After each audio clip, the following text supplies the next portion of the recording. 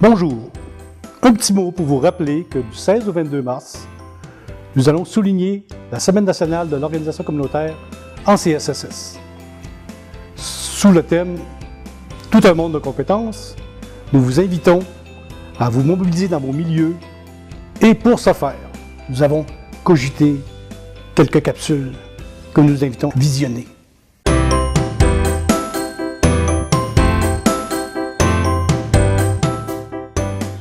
C'est un intervenant stratégique et extrêmement polyvalent. C'est un trait d'union entre la communauté et un centre de santé. C'est une personne ressource qui est là pour supporter une communauté, l'ensemble des acteurs d'une communauté. C'est un support professionnel qui permet d'accompagner les groupes cibles dans le développement de projets mis en place pour solutionner des problèmes sociaux.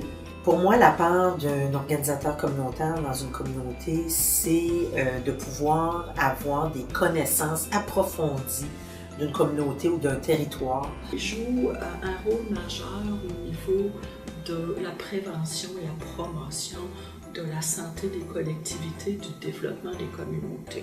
Ça facilite les liens avec le réseau parce qu'on sait que c'est pas facile quand on est, c'est quand même des grosses boîtes, le réseau de la santé et tout ça. Alors quand on a une personne ressource qui est capable de faire le lien, c'est très aidant dans le développement de projet.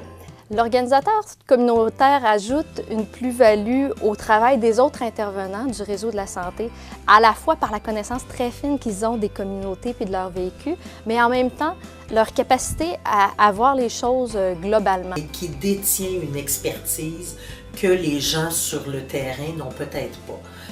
Également, ils adoptent des formules innovantes dans le développement de projets pour les clientèles vulnérables.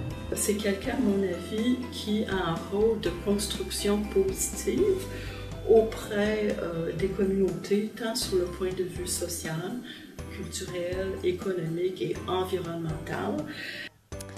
L'organisation communautaire est importante pour agir sur les facteurs qui influencent la santé.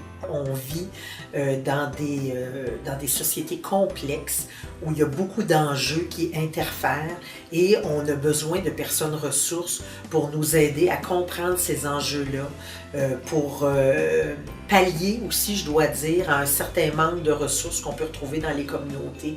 Ça l'aide beaucoup à solutionner des problèmes collectifs plutôt qu'individuels. Et surtout, ça s'assure de pérenniser les services et les ressources mises en place dans la communauté.